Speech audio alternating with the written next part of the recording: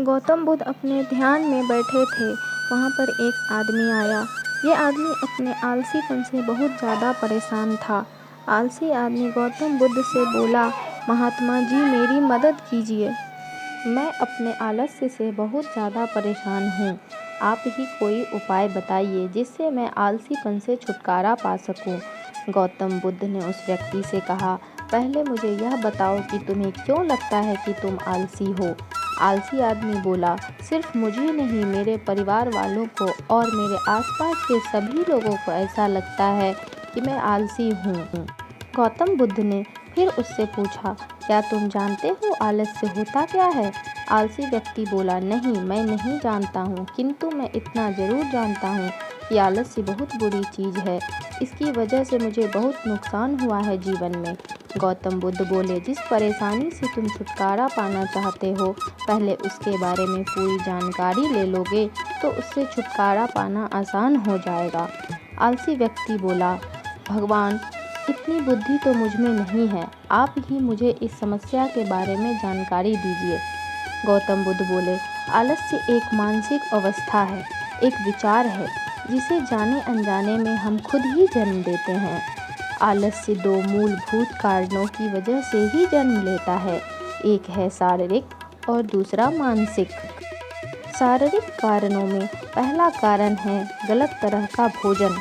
हम सभी जानते हैं कि हमारे शरीर को भोजन से ऊर्जा मिलती है और यह ऊर्जा सजीव चीज़ों से मिले तो अच्छी, यानी कि प्राकृतिक रूप से जो हमें भोजन की वस्तुएं प्राप्त होती है, उनसे अगर यह ऊर्जा मिले तो हमारा शरीर इससे अच्छी ऊर्जा प्राप्त करता है।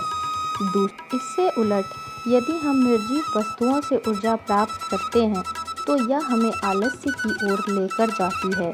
दूसरा कारण, हमारी शारीरिक गतिविधियां भी हमें आलस्य के चंगुल में फंसा सकती है।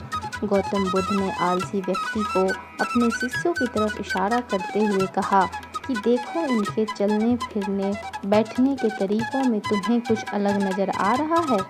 जब आलसी व्यक्ति कुछ समझ नहीं पाया तब गौतम बुद्ध ने उनसे कहा, मेरे शिष्य जब भी बैठते हैं तो वे रीढ़ की हड्डी को एकदम सीधा रखते हुए बैठते हैं। चलते हैं तो उनके दोनों पैरों के बीच अच्छे से संतुलन बना रहता है और जब वह सोते हैं तो उनका शरीर एकदम शिथिल रहता है। ऐसा करने से उन्हें रात्रि में एकदम सही तरीके से नींद आती है। आलसी व्यक्ति बोला, लेकिन नींद तो आलस्य का ही एक स्वरूप है।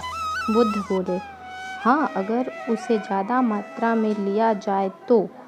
बुद्ध ने इस बात को आगे बढ़ाते हुए कहा, नींद कम मात्रा में लोगे तो तुम्हें अगले दिन थकान महसूस होगी और ऐसा करने से ज़्यादा आलस्य शरीर में आएगा।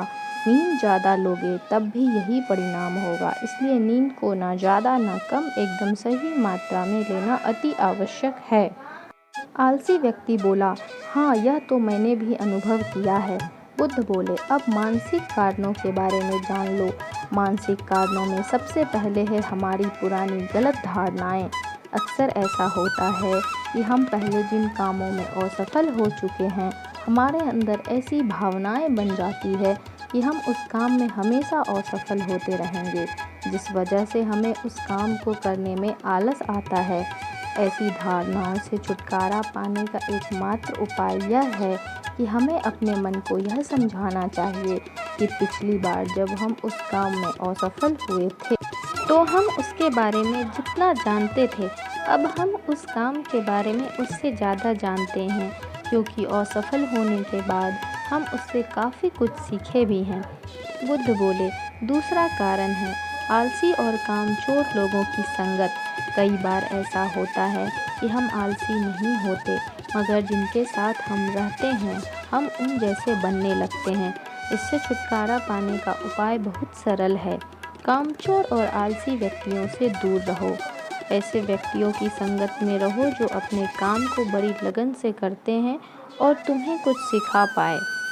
गौतम बुद्ध ने तीसरा कारण बताते हुए कहा, यह कारण आलस्य के लिए सबसे बड़ा कारण है, काम को कल पर टालते रहना।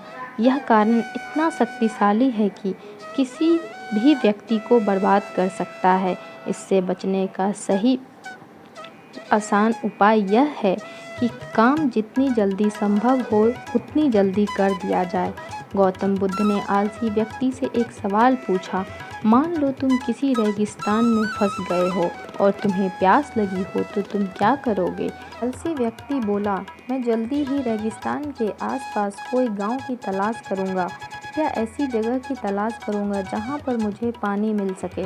गौतम बुद्ध बोले, अगर तुम्हें काफ़ी देर ढूंढने पर भी पानी ना मिले तब तुम क्या करोगे?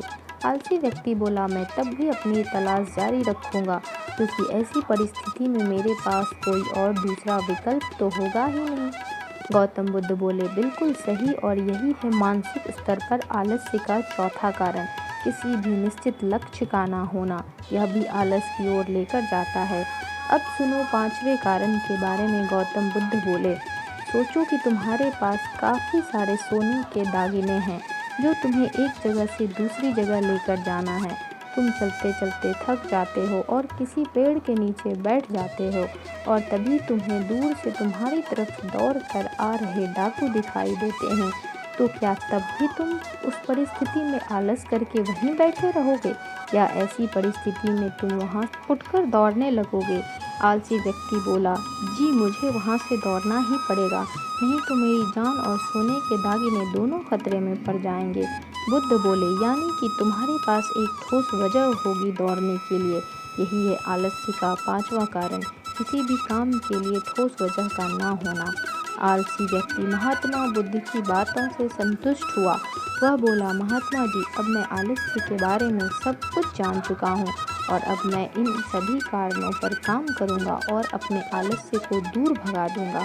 दोस्तों, आशा करती हूँ गौतम बुद्ध और आलसी व्यक्ति की कहानी आपको अच्छी लगी होगी और इसे पढ़ने के बाद अब आप कभी भी अपने जीवन में आलस्य नहीं करेंगे, क्योंकि आलस्य मनुष्य का सबसे बड़ा दुश्मन होता है।